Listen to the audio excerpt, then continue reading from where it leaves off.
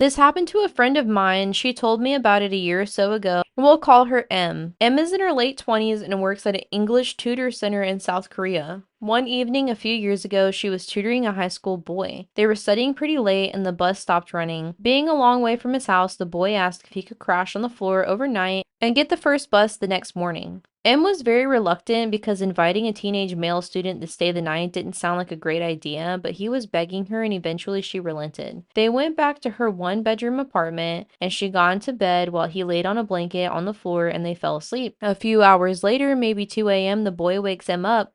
"I'm really hungry," he says. "Let's go get some food."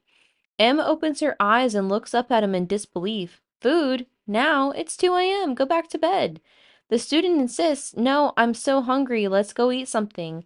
She tells him that there's some ramen in the kitchen and he can fix himself some.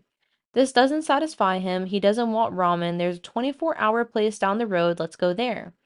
Eventually, after several minutes of persuasion, the boy gets M to come with him to go to the restaurant.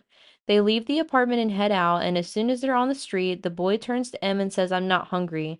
I woke up in the middle of the night and looked under your bed and there's a man sleeping there." Woo! Oh, the chills, the chills. They called the police to discover that a homeless man had been living in M's apartment, sleeping under her bed for over 2 months. The boy only saw him because he was laying on the floor, so he had a clear view under the bed. The police arrested the man, and thankfully there were no other issues, but that's by far the creepiest thing that's ever happened to anyone I know. Oh my gosh. Remember to check under your beds anytime that you go to sleep because that is so scary. Literally the chills that I got. Like that is a crazy story.